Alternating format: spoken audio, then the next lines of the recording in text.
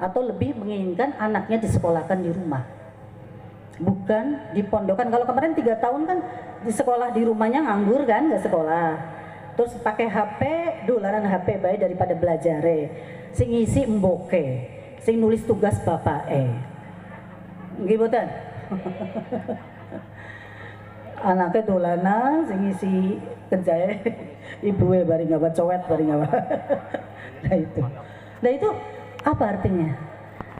Ya pendidikannya ngawur-ngawur seperti itu, akhirnya ada kesadaran daripada begitu karena hanya pondok pesantren yang aktif, maka anak itu dipondokkan.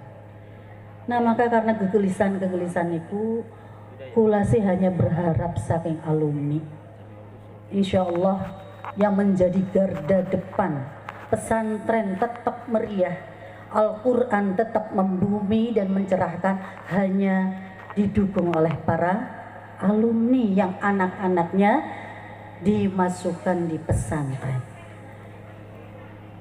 Al-Quran dan keahliannya niku investasi akhirat. Sok sing durung seket masih durung kepikir umure. Tapi sing sampun umur seket mikiri. Kita sering nggak bertafakur ketika ziarahnya para ibu-ibu sing gawene ziarah wali sanga. Sering nggak mikiri, nek misalnya lunga nih wali sanga, terus temriku kata sing ziarah, apa yang terbenak dalam hati kita? Kalau saya iri ya, masya Allah, sedih, iri, sedih, ketuon. Ya Allah, wong sini kuburanku bagus temen amale, wafatnya berpuluh-puluh tahun kok masih diziarahi. Tandae wong iku duwe amal soleh. Orang yang baik itu di dunia banyak tamunya, di akhirat banyak yang menziarahinya. Lah saya bisa nggak seperti itu? Akhirnya harapannya apa? Ya moga-moga bisa, walaupun orang lain tidak menziarahi saya, minimal anak-anak saya harus menziarahi saya. Lah supaya ziarah anak saya itu bisa keterima datang Gusti Allah, harus khatam Al-Quran. Rubba qari'ul Quran wal Qur'anu yal'anuh. Banyak orang yang membaca Quran tapi Quran malah melaknati. Itu karena bacaan Qur'ane boten sae, tajwide boten dapat, tahsine boten wenten. Nah, jadi ayo tumbuhkan anak kita kudu hatam Quran, karena besok anak-anak kita sajalah yang akan mendoakan Al-Quran kepada kita. Para mazhab 4 ya, anak Syafi'i, anak Hambali, anak Abu Hanifah, anak Imam Maliki. Yang paling terkenal tekstualis itu Ibnu Hambal atau Imam Hambali. Nah Imam Hambali ini dirujuk oleh ulama-ulama sekarang sing boten ngangsalaken ziarah, yang mengatakan kita ngaji nganggo mayit boten sampai ganjarannya. Tapi Imam Hambalinya justru malah mengatakan sampai. Nah, itu kan berarti berlawanan dengan pemahaman. Kalau Syafi'iyah jelas, wenten qiyas, wenten ijma'. Tapi nek Ibnu Hambal itu terkenalnya ngoten. Sehingga dheweke di penjara, disiksa teng penjara saking mempertahankan argumentasi tekstualisnya tentang kalamullah Al-Quran. Apa jare Ibnu Hambal tentang bahwa Quran itu besok bisa doakan wong sing ning jero kubur. Artinya anak-anak kita dengan Quran yang dihatamkannya, dengan bacaan baiknya nanti bisa mendoakan kita semua. Nah, jare Ibnu Hambal jadi kan makatan iqra'u bi fatihatil kitab wal al-ikhlas wal mu'awwidhatain faj'alu thawaba dzalik li ahli maqabir fa innahu yasilu ilaihi. Pada maca bakal ketemu kuburan, pada maca Fatihah qul huwallahu ahad falak binas. Terus setelah baca, mangga hadiah ganjarane ngeteraken teng ahli kubur sing dibacaaken. Awal hadisnya fa idza dakhaltum fil maqabir. Ketika kamu masuk itu sok hadiah. Fa innahu yasilu ilaihi. Karena nanti bisa sampai kepada mereka. Loh, Imam Ibnu Hambal yang kata orang zaman sekarang itu nggak sampai makanya bid'ah ziarah kubur, itu malah ngendikan mekoten. Nah, artinya semua ulama, kalau yang Imam Hanafi, Imam Syafi'i, Imam Maliki sepakat saged memberikan tawasul, menyampaikan hadiah. Mbak Sobihah kemarin ngobrol kali kulo, ngendikane Mbah Maimun, lamun gawe amal bagus, jangan segan-segan menghadiahkan amal bagus itu untuk orang tua. Kayak sebagian dari kita semua ini yatim piatu mboten. Kula yatim piatu. Nah, kita niku mboten saged mbales jasae tiyang sepuh. Lamun getun gak getune Masya Allah, dereng saged kok tiba-tiba ketinggalan wafat. Lah niku coba dijadikan ladang bagi kita untuk ngirimi ganjaran kali tiyang sepuh. Sedangkan Mbak Bia ngendikan, kalau misalnya jere Mbah Mune, kalau misalnya itu sering, terutama kita pengen ngupai sedekah, tak pai duit ngebucah yatim. Moga-moga iki ganjaran nggo ibu kula, bapak kula. Ngaji Quran, moga-moga ganjarannya nggo ibu kula, bapak kula. Niku lebih berlimpah-limpah kembaliannya. Bagi rezekinya berlimpah-limpah. Nah, nahdina niku kula pengen dadosaken kesadaran ajang untuk memperteguh Al-Qur'an di saat masa zaman sekarang orang sudah mengabaikan Al-Qur'an. Arikulasi sing awit cilik dididike wongku bakal cilik ngaji Quran dikit sing bener, sing hatam, sing bagus. Setelah itu mangga arep mendi bae. Zaman kene kuwalik. Qur'ane engko maning. Ana, Mbak, ibu-ibu, bapak-bapak, ibu-ibu ini. Kemarin ibu-ibu ke saya. Aduh, anaknya kita orang ngaji Quran je. Orang hatam. Saya langsung ning kota kuliah. Sekolah kuliah. Mi, engkau bakal bulan puasa titip ya Mi, anaknya kita ngaji Quran kira-kira sahataman bulan puasa. Saya melongo saja, Fatihah B setahun. Begitu menggampangkan bacaan Al-Quran. Nah iki siji keping kali kedote tiang sepuh niku pun kalah kali kedote anak-anak kuat mental. Kula sampean sing ahli mondok wis hatam harus banyak bersyukur ke ibu panjenengan karena kegigihan dan kencengnya ibu sampean untuk melarang kalian boyong ketika dulu mondok karena belum hatam, itu anugerah sekarang. Sekarang ini ya iku mau durung hatam Qur'ane napa diboyong wis ora penting. Takoni kenapa? Yang anaknya nangis bae nih, sedina teleponnya pimpi itu nangis bae. Nah itu, anak maning teka ngono, sakit anaknya. Tapi tiba-tiba begitu anaknya diundang segar bugar lah. Nah,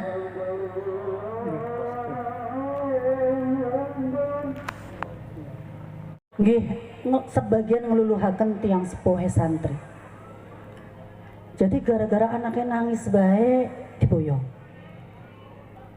Mendingan anak nangis lagi cilik dibanding ketika gawe nangis di waktu besar. Susah. Banyak kesusahan ketika kita memaklumi anak kita nangis ketika waktu kecil terus kompromi diboyong. Tidak fokus belajar, apalagi ada HP. Apalagi kemudian suruh ngaji Quran yang harus ulet konsisten, istiqomah. Itu boten saged dateng griya. Boten saged. Kula sing wong dakate kula ning jero pondok niku boten saged. Wonten TV, wonten HP. lagi nyeneni mazid gampil nangis butuh apa-apa, tapi nyeneni Eza zaman sedikit pripun beda, dalilnya juga beda. Nanti aku udah kata Eza dari pengalaman tempuh di pudi, apalagi anakmu yang sudah gede, yang sudah melanglang buana, gawe nangis tiang sepuh. Nah mendingan ngerongok nangis bocah cilik dibanding berhadapan didamel tangis teng tiang teng anak-anak. Lah niku lho Bu, ngoten. Makanya ajang Nahdina niku salah satu sering ngomong tentang Kamal niku lho. Hayo sing duwe ongkos pada mondokaken. Mangga wenten teng elor wenten teng kidul sami-sami ngaos Al-Qur'an. Sing boten gada ongkos wenten alumni ingkang buka pengajian ala Kempekan. Mangga niku sebagai sarana menjembatani kangge warga penduduk desa tangga-tangga kita sedanten kang boten saged mondok mesantren karena biaya. Bahkan wingi ngomong lamun bisa sing sugih payana duit si 1.000 anjingaken ning rekening Nahdina sebulan supaya bisa membantu anak-anak alumni yang tidak mampu baik dari utara maupun dari selatan supaya bisa ngongkosi mereka. Lah niki lih tujuan saya itu yang paling inti tuh niki. Iki sing diarani ibadah muta'addiyah. Ibadahku enten kali. Ibadah muta'addiyah dan ibadah qasirah. Ibadah muta'addiyah niku satu ibadah yang berhubungan dengan relasi sosial, yang berhubungan dengan masyarakat, tangga, anak, batur, pembantu dan orang-orang di sekitar kita. Itu namanya ibadah muta'addiyah, ketika kita melibatkan ibadah kita dengan mereka. Iki sing arane mendayung, satu kali mendayung beberapa pulau terlampaui. Artinya apa? Dengan satu ibadah tapi kita banyak mendapat pahala. Yaitu apa? Salah satunya dari kita alumni ini mulang ngaji Quran. Mulang ngaji Quran itu salah satunya ibadah apa? Ibadah apa mau muta'addiyah. Kelalen baru berapa menit. Ibadah muta'addiyah. Jadi gini, kalau ini anak datang teman rencangnya kula teng Jogja ya hafal Quran, namanya Bu Emi. Bu Emi mulang ngaji teng desa Jomplang. Bocah sing diulang ini ku hatam 30 juz. Tidak hanya satu yang hatam, tidak harus tahfidz bin azhar misalnya. Tapi murid kita ada 30. Dari 30 ini kita mendapatkan pahala karena bisa menghatamkan. Nah, ketika murid kita itu punya murid lagi, kita juga banyak mendapatkan royalti pahala. Artinya hanya satu gerakan ngatam nang 30 uang, tapi kita bisa insya Allah mendapatkan pahala dari murid-murid mereka. Bayangkan Mbah Walid. Dulu ketika Mbah Walid ribuan, muridnya ribuan. Dan semuanya khatam Quran. Dan dari murid-muridnya pada jadi kiai, punya pondok pesantren, membuka Al-Quran lagi. Berarti royaltinya terus menerus. Itu ibadah muta'addiyah, ibadah yang tidak mengabaikan orang lain. Apalagi zakat. Zakat itu ibadah kita, tapi memberi manfaat kepada orang yang menerima zakat. Sedekah, membantu orang. Nah, itu cari ibadah yang model begitu. Kalau yang ibadah qasirah, itu hanya ibadah yang hubungannya kita dengan Sang Khalik. Hablum minallah. Kalau kita tahajud, kita hajat, kita baca Quran sendiri, ya kita hanya mendapat pahala untuk kita diri sendiri. Begitu selesai, sudah. Nah, makanya seniki sing pinter ngulati amalan kang kira-kira mengandung royalti. Menjadi ibadah muta'addiyah.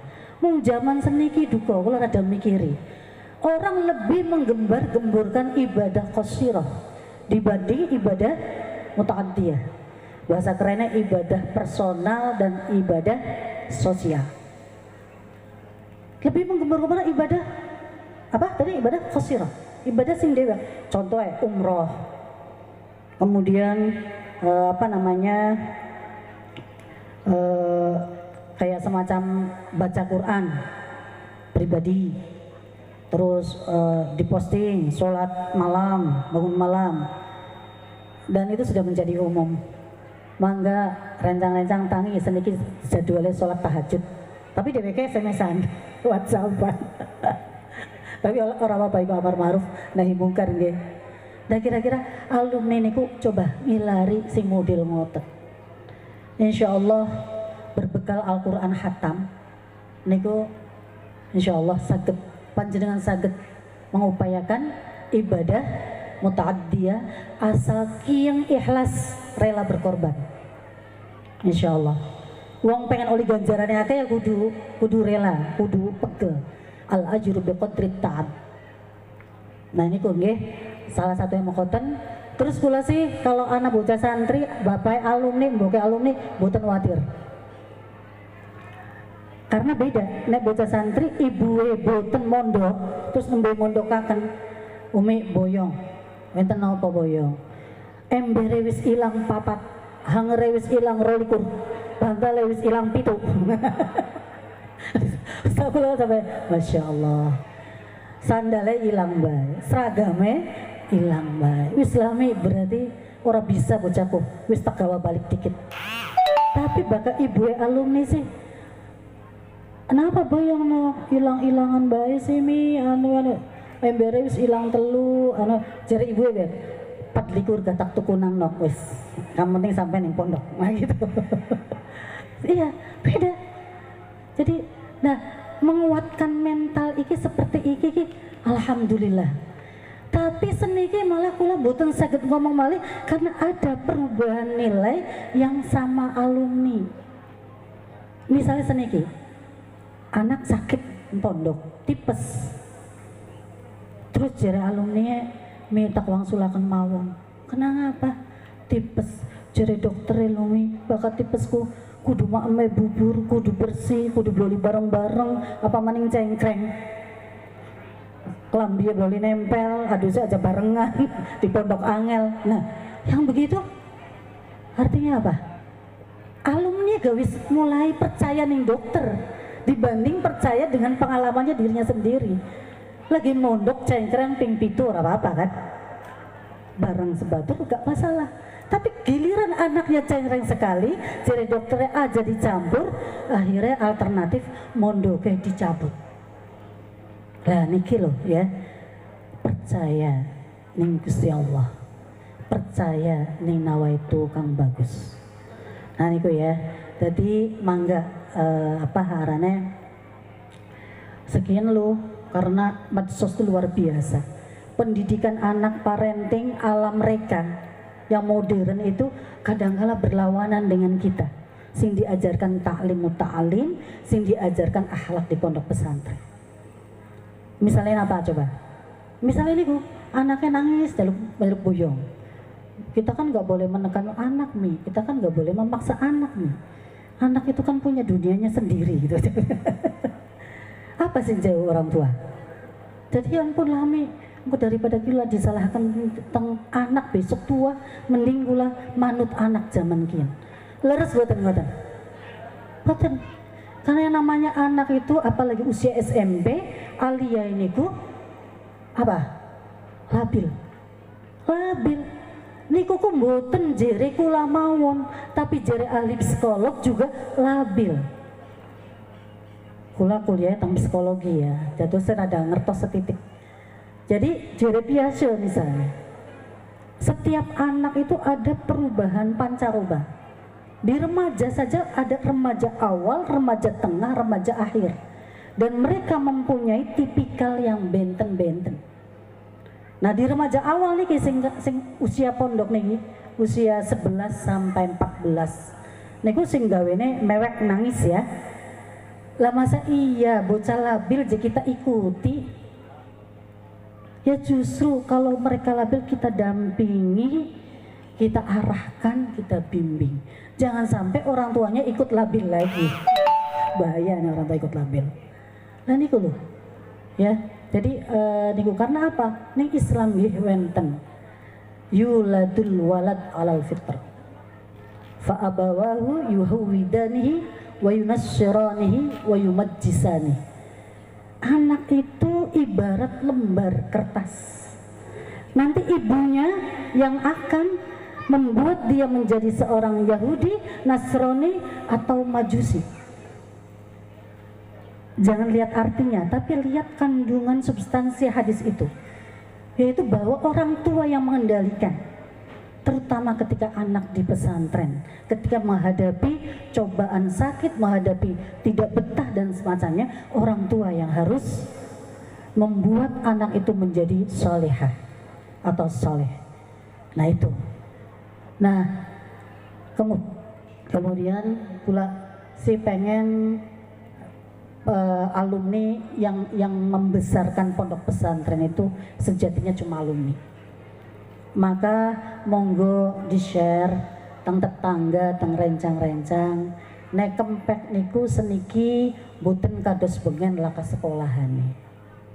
Seniki wenten sekolahane, mulai dari RA sampai perguruan tinggi, baik di lor maupun di kidul, semuanya sudah mengikuti perkembangan zaman, mengikuti keinginan kalian para wali santri dan para orang tua yang menginginkan anak-anaknya di pondok pesantren. Jadi lamun misalnya aja ning kempak silaka sekolahan, berarti ora update. Berarti kudet ngertos boten? Kurang update. Ora sok ndeleng berita, ndelenge WhatsApp bae, karo Instagram, karo Facebook. Nah itu artinya apa? Jadi coba lihat realitas. Makanya mangga para alumni sedanten ke Kempek, karena Kempek niku unik, punya kekhasan ngaji Al-Quran yang tidak tergerus zaman dengan wasol wakaf. Teng Jogja ngapunten, wasol wakaf niku kan ciptaane Mbah Munawir nggih. Tapi teng Yogyakarta sampun boten diangge. Padahal niku cucu-cucue. Karena apa? Karena nanti kalau semaan tingkat nasional atau kalau lomba pasti kalah. Saya pernah fi qulubihim marad. Loh, kok ngajinya pakai inil-inil? Nah, anak inil-inil katanya. Jadi itu seperti itu. Tapi Kempek insya Allah dengan keikhlasan dan keridhaan Allah, wasol wakaf itu tetap bertahan meskipun sudah berbilang hampir 1 abad. Alhamdulillah. Maka aja ngulati dalil, aja ngulati bukti. Bertahannya wasol wakaf Kempek sampai 1 abad itu sudah menunjukkan keridhaan Allah Subhanahu wa taala. Boten apa-apa. Niku ijtihad Mbah Munawir. Mbah Munawir niku nek boten sawon 22 tahun di Mekah memperdalam ilmu Al-Qur'an dan Al-Qur'an. Jadi sing tetek.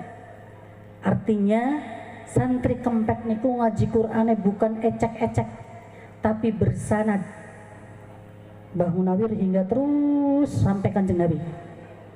Kemudian yang kedua, karena kefasihannya yang terus terjaga, hampir semua alumni Kempek jadi imam masjid, imam langgar. Dan para alumni Kempek, nek misalnya jamaah teng pom bensin, jamaah teng tol, kok imame macae ora pada ati kita pribadi. Neng kuping gak enak ya. Nah kalau misalnya tidak fase saja masih lumayan, bahkan wis panjang pendeknya nggak betul, kita langsung mufarokoh karena nggak nyaman, kita nggak diajarkan begitu gitu. Nah itu kehebatannya lagi. Yang terakhir adalah idaroh. Idaroh ini adalah sebagian kecil dari pelajaran qiraah sab'ah. Kalau kira sabah 7, sekarang ada 9, ada 14. Kalau di Idara itu ada Imam Syu'bah sama Imam Asim, cuplikannya mawon. Gibutan apa-apa, alhamdulillah. Walaupun 2 imam juga alhamdulillah, daripada tidak kenal namanya qiraat sab'ah. Kamu belajar pitu angel. Namun jadi lama, suwe. Lah, loro olie Mbah Munawir yang dipegang teguh oleh Mbah Umar dan diajarkan di setiap bulan Ramadan niku memperkenalkan wawasan bacaan imam qiraat meskipun cuma kali. Niku mawon matur kesuwun kula sekeluarga kula kalibuya ngaturaken gembira sangat seneng sangat menawi wonten acara Nahdina niki, karena insya Allah setiap acara Nahdina bulanan niku pasti ada bacaan Quran nggih sejuzan sahataman. Nah niki sekantunan diengge monggo nek pas hataman niku sejuzan niku sebenarnya malaikat niku lagi ngurubungi sampean sedanten. Nah niku mangga dijadikan waktu untuk jaluk donga, karena bakal disampaikan ning malaikat marani Gusti Allah, insyaallah ijabah. Sing kedua, kadangkala kita masih akeh dosa, tapi lamun bacaane bareng-bareng sebatur seruangan semajelis, di antara kita itu ada yang hatinya bersih, ada yang hatinya bagus. Jere Mbah Kiai Babakan, hati bersih Allah kabul. Itu hati bersih Allah kabul. Melalui satu saja orang yang bersih hatinya, maka kita nitip doa bareng-bareng disampaikan, insya Allah ijabah. Qaumun yazkuruna Allah fil majlis illa haffathumul malaikah wa ghasyiyatuhumul malaikah wa haffathumul malaikah wa ghasyiyatuhumur rahmah wa nazalat alaihimus sakinah. Nah itu dalil akeh hadis itu. Jadi bakal wong ngaji rombongan sing ngeling Gusti Allah, baik zikir, baik istighosahan, baik Al-Qur'an, iku dikerubungi malaikat, dikasih rahmat, dikasih ketenangan. Fadhkurullah indah. Dan kemudian disebut oleh Allah, dia adalah orang yang ada di sisinya besok yaumul qiyamah. Lah itu. Jadi monggo, itu tradisi baik nggih. Nenek omah saged mboten sahataman sebulan. Mboten. Bisa bulan puasa setahun sepindah. Mangga niki wonten Nahdina bulanan, niku tradisi saya, insyaallah awalnya blenak ngajiku, awalnya bosen, lama-lama mengasyikkan lamun kita ridho, ikhlas dan nawaitu semuanya lillahi taala. Ngoten mawon, bilih kula gadah sawon ucapan boten sopan, boten pantes, walafu minkum nyuwun pangapunten sedanten nggih. Walafu minkum wallahu muwaffiq ila aqwamit thoriq. Wassalamualaikum warahmatullahi wabarakatuh.